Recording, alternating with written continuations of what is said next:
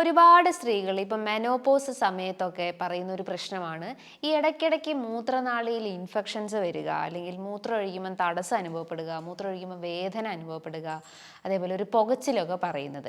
ഇതിപ്പം സ്ത്രീകൾക്ക് മെനോപോസ് ആയിട്ടുള്ള സമയത്ത് മാത്രമല്ല, ഇപ്പോൾ യൂഷ്വലി ശരീരത്തിലെ ജലാംശം കുറഞ്ഞു കഴിഞ്ഞാലോ അല്ലെങ്കിൽ ഭക്ഷണത്തിലുണ്ടാകുന്ന വ്യതിയാനങ്ങൾ കൊണ്ടൊക്കെ ഈ മൂത്രനാളിയിൽ ഇൻഫെക്ഷൻസ് ഉണ്ടാവും. അപ്പോൾ സ്ത്രീകൾക്ക് ഉണ്ടാകുന്ന ഈ ഒരു യൂറിനറി ട്രാക്ട് ഇൻഫെക്ഷൻസും അതിൻ്റെ സിംറ്റംസും നമുക്ക് ഇന്നത്തെ വീഡിയോയിലൂടെ ഒന്ന് ഡിസ്കസ് ചെയ്യാം. ഹായ്, ഞാൻ doctor Juhi Das, QNB health കെയറിലെ ഹോമിയോപ്പത്തിക് ഫിസിഷ്യനാണ്.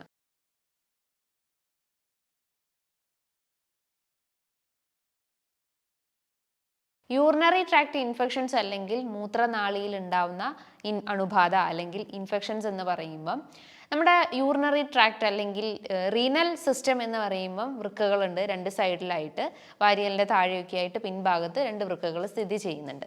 അതിൽ നിന്നും കണക്റ്റഡ് ആയിട്ടൊരു ട്യൂബുലാർ സ്ട്രക്ചർ പാസ് ചെയ്ത് പോകുന്നുണ്ട്.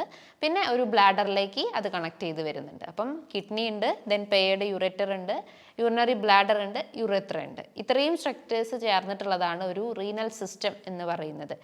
നമ്മുടെ ശരീരത്തിൽ ഏകദേശം ഒരു 1 to 1.5 ലിറ്റേഴ്സ് ഓഫ് യൂറിനാണ് ഒരു ശരീരത്തിൽ നിന്നും പുറന്തള്ളപ്പെടുന്നത്. അതിൻ്റെ അളവ് കുറഞ്ഞു കഴിഞ്ഞാലോ അല്ലെങ്കിൽ അതിൻ്റെ അളവ് കൂടിക്കഴിഞ്ഞാലോ ഒക്കെയാണ് നമ്മളൊരു അസുഖം അല്ലെങ്കിൽ ഒരു ഇൻഫെക്ഷൻ അല്ലെങ്കിൽ ഒരു ഇൻഫ്ലമേഷൻ എന്നുള്ള രീതിയിൽ നമ്മൾ പറയപ്പെടുന്നത്. അപ്പം യൂറിനറി ഔട്ട്പുട്ട് അല്ലെങ്കിൽ യൂറിനറി ഫോർമേഷൻസ് ഉണ്ടാവുന്നത് എങ്ങനെയാണ്? നമ്മുടെ വൃക്കകൾ വഴിയാണ്. വൃക്കകളിൽ ഒരുപാട് ഫിൽട്രേഷൻ പ്രോസസ്സ് നടക്കുന്നുണ്ട്. വൃക്കകളിൽ ഒരുപാട് നെഫ്രോൺസ് പ്രസൻ്റ് ആയിട്ടുണ്ട്. നെഫ്രോൺസ് എന്ന് പറയുമ്പം ഒരു അരിപ്പ പോലത്തെ ഒരു സ്ട്രക്ചറാണ് നമ്മുടെ വൃക്കകളിൽ കാണപ്പെടുന്നത്. അത് ഏകദേശം മില്യൺസ് ഓഫ് നെഫ്രോൺസ് ഒരു കിഡ്നിയിൽ പ്രസൻ്റ് ആയിട്ടുണ്ട്. അപ്പോൾ ആ ഒരു നെഫ്രോൺസിൻ്റെ സഹായത്തോടു കൂടി നമ്മൾ കുടിക്കുന്ന വെള്ളം മാക്സിമം ഫിൽട്ടർ ചെയ്തിട്ട് അല്ലെങ്കിൽ നമ്മുടെ രക്തം ശുദ്ധീകരിച്ചിട്ട് അതിൽ നിന്നുണ്ടാകുന്ന ഒരു വേസ്റ്റ് പ്രൊഡക്റ്റാണ് യൂറിൻ എന്ന് പറയുന്നത്. പക്ഷേ ചില കണ്ടീഷൻസ് വരുമ്പം ചിലപ്പോൾ യൂറിനിലൂടെ പത കാണും, അല്ലെങ്കിൽ പല ഇൻഫെക്ഷൻസും നമുക്ക് യൂറിനിൽ കാണപ്പെടാൻ സാധിക്കുന്നതാണ്. അതിലൊന്നാണ് കിഡ്നി ഫെയിലിയർ. റീനൽ ഫെയിലിയർ ഉള്ള സമയത്ത് ക്രിയാറ്റിനിൻ വേരിയേഷൻസ് വരും. നോർമലി ഒരു 0.6 to 1.2 വരെയുള്ള ക്രിയാറ്റിനിൻ ചിലപ്പോൾ ഫെയിലിയർ ആകുമ്പോൾ അത് 1.2 എബവ് ആവും, 2 എബവ് ഒക്കെ ആയിട്ട് കാണിക്കാവുന്നതാണ്. ക്രിയാറ്റിനിൻ എന്ന് പറയുമ്പോൾ നമ്മുടെ ശരീരത്തിലെ മസിൽ മെറ്റബോളിസത്തിൽ ഉണ്ടാകുന്ന ഒരു വേസ്റ്റ് പ്രൊഡക്റ്റാണ്. നോർമലി ഒരു 0.62 മുതൽ 1.2 വരെയാണ് നോർമൽ റേഞ്ചസ് കാണിക്കുന്നത്. പക്ഷേ ഒരു failure conditions, renal failure, kidney failure ഒക്കെ ആണെങ്കിൽ അവിടെ ക്രിയാറ്റിനിൻ ലെവൽ റേസ്ഡ് ആവുകയും ചിലപ്പോൾ യൂറിക് ആസിഡ് ലെവലൊക്കെ റേസ്ഡ് ആവാനുള്ള സാധ്യതകളുണ്ട്. അപ്പോൾ ക്രിയാറ്റിനിൻ റേസ്ഡ് ആവുക എന്ന് പറയുമ്പം വൃക്കകളിൽ ഫിൽട്രേഷൻ കൃത്യമായിട്ട് നടക്കുന്നില്ല. വൃക്കകളിൽ ഈ പറഞ്ഞിട്ടുള്ള പ്രോട്ടീൻസിൻ്റെ ഒരു ഫിൽട്രേഷൻസ് അവിടെ നടക്കാതെ വരികയും അത് പിന്നീട് യൂറിനിൽ പ്രസൻ്റ് ആയിട്ട് കാണിക്കാവുന്നതാണ്. അതാണ് യൂറിനിൽ പതയായിട്ട് കാണിക്കുന്നത്, അല്ലെങ്കിൽ ഒരു ഫോമി അപ്പിയറൻസ് ഒക്കെ കാണിക്കുന്നത്. അവിടെ പ്രോട്ടീൻ ലീക്കേജ് കാരണമാണ് യൂറിനിൽ പത കാണിക്കുന്നത്. അങ്ങനെ പല ഫാക്ടേഴ്സ് കൊണ്ടും നമുക്ക് മൂത്രനാളിയിൽ ബുദ്ധിമുട്ടുകൾ കാണിക്കാവുന്നതാണ്. അപ്പോൾ ഈ ഒരു യൂറിൻ റിലേറ്റ് ചെയ്തിട്ടുള്ള ബുദ്ധിമുട്ടുകൾ എന്ന് പറയുമ്പോൾ സ്ത്രീകൾക്കും പുരുഷന്മാർക്കും കോമൺ ആയിട്ട് ഉണ്ട്. പക്ഷേ അത് സ്ത്രീകൾക്കാണ് കൂടുതലായിട്ടും കാണപ്പെടുന്നത്. കാരണം എന്താണ്? അവിടെ യൂറിനറി സ്ട്രക്ചേഴ്സ്, സ്ത്രീകളുടെ യുറേത്രയൊക്കെ വളരെ ചെറുതായതുകൊണ്ട് തന്നെ ഇൻഫെക്ഷൻസ് പെട്ടെന്ന് വരും.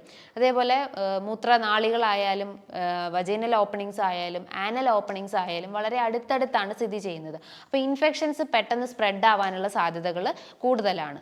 ഈക്കോളൈ, അതേപോലെ ക്ലബ്സിയെല്ല, സ്യൂഡോമോണസ്, സ്റ്റെഫൈലോകോക്കസ്, സ്ട്രെപ്റ്റോകോക്കസ്, ഈ പറഞ്ഞിട്ടുള്ള ബാക്ടീരിയാസ് ആണ് ഏറ്റവും കൂടുതൽ ഇൻഫെക്ഷൻസ് മൂത്രനാളിയിൽ ഉണ്ടാക്കുന്നത്. ഇവിടെ എങ്ങനെയാണ് ഇൻഫെക്ഷൻസ് വരുന്നത്? ഈ ബാക്ടീരിയാസ് എങ്ങനെയാണ് എൻ്റർ ആവുന്നത്? നമ്മുടെ നോർമലി ഒരു സ്ത്രീകളുടെ വജൈനൽ pH എന്ന് പറയുമ്പം ഒരു അസിഡിക് നേച്ചറാണ്. അത് നോർമലി ഒരു 3.5 to 4.5 വരെയാണ് നോർമലി ഉള്ളത്. പക്ഷേ ഒരു അസിഡിക് മീഡിയ ആയതുകൊണ്ട് തന്നെ ഇൻഫെക്ഷൻസ് വരില്ല, ഒരു ബാക്ടീരിയൽ ഗ്രോത്ത് അവിടെ ഉണ്ടാവില്ല.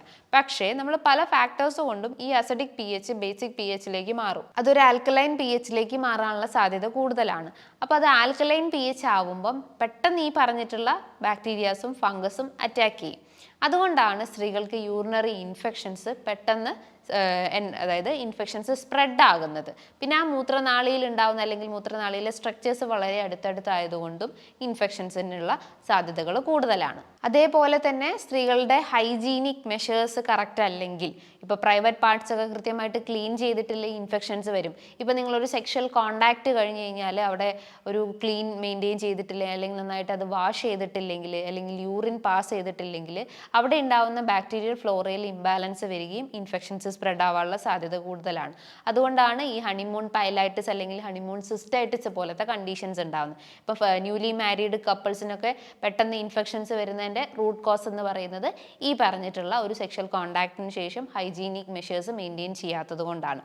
അതേപോലെ തന്നെ നിങ്ങൾ യൂസ് ചെയ്യുന്ന ഇന്നവേഴ്സും ഇതിന് ഡിപ്പെൻഡഡ് ആണ്. നിങ്ങളിപ്പം നല്ല ഒരു ഡ്രൈഡ് ഫോം ആയിട്ടുള്ള അല്ലെങ്കിൽ കൂടുതൽ സിൽക്കി ആയിട്ടുള്ള ഇന്നവേഴ്സ് യൂസ് ചെയ്യുക, അല്ലെങ്കിൽ ഭയങ്കര ടൈറ്റൻഡ് ആയിട്ടുള്ള ഇന്നവേഴ്സ് യൂസ് ചെയ്യുക, പിന്നെ കൂടുതലായിട്ടും അവിടെ വേർപടിഞ്ഞു കൂടിയിട്ടും ഇൻഫെക്ഷൻസ് ഉണ്ടാവാനുള്ള സാധ്യത കൂടുതലാണ്. അപ്പോൾ നമ്മൾ യൂസ് ചെയ്യുന്ന ഇന്നവേഴ്സ് എന്ന് പറയുമ്പോൾ മാക്സിമം ഒരു കോട്ടൺ ഇന്നവേഴ്സ് യൂസ് ചെയ്യുക, ലൂസ് ആയിട്ടുള്ള ഡ്രസ്സുകൾ പ്രിഫർ ചെയ്യാൻ ശ്രമിക്കുക.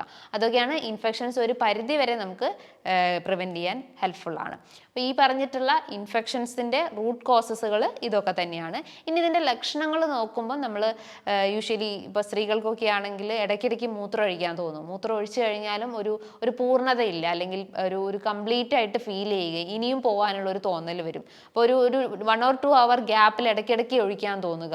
പിന്നെ മൂത്രം ഒഴിച്ചു കഴിഞ്ഞാൽ തന്നെ ഒരു പുകച്ചിൽ അനുഭവപ്പെടുക, ആ ഒരു ടിപ്പിലൊക്കെ അല്ലെങ്കിൽ ആ ഒരു ക്ലൈറ്റോറിസ് ഭാഗത്തും അല്ലെങ്കിൽ യുറേത്ര ഓപ്പണിങ്സിൻ്റെ ഭാഗത്തൊക്കെ ആയിട്ട് ഒരു പുകച്ചിൽ അനുഭവപ്പെടുക, അല്ലെങ്കിൽ ഒരു നീറുന്ന പോലെ ഒരു തണുത്ത വെള്ളം ഒഴിച്ചു കഴിഞ്ഞാൽ അവർക്ക് ഒരു ആശ്വാസം ഫീൽ ചെയ്യും. ദെൻ ഒരു സെക്ഷൽ കോണ്ടാക്ട് വരുന്ന സമയത്തായാലും അവർക്കൊരു പെയിൻ ഫീൽ ചെയ്യുക, അല്ലെങ്കിൽ ഒരു ഇറിറ്റേഷൻസ് ഒക്കെ ഉണ്ടാവാനുള്ള സാധ്യതകളുണ്ട്. അടിവയറ്റിന് ചിലപ്പോൾ ഒരു നേരിയൊരു വേദന അല്ലെങ്കിൽ ഒരു ഡൾ പെയിൻ ഫീൽ ചെയ്യാം.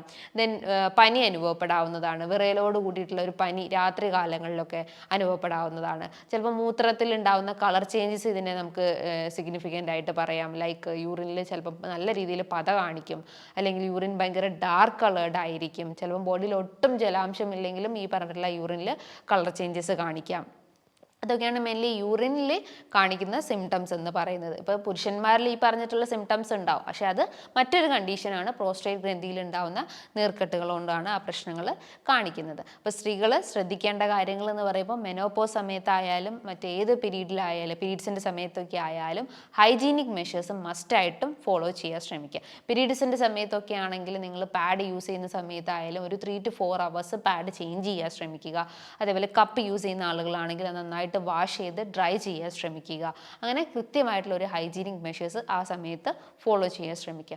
മെനോപോസ് സമയത്തായാലും നമ്മുടെ ഇമ്മ്യൂണിറ്റി ബൂസ്റ്റപ്പ് ചെയ്യുന്ന വൈറ്റമിൻ സി അടങ്ങിയിട്ടുള്ള ആഹാരങ്ങൾ കഴിക്കുക. അതേപോലെ വെള്ളം നന്നായിട്ട് കുടിക്കുക, നട്ട്സും സീഡ്സും നന്നായിട്ട് കഴിക്കാൻ ശ്രമിക്കുക.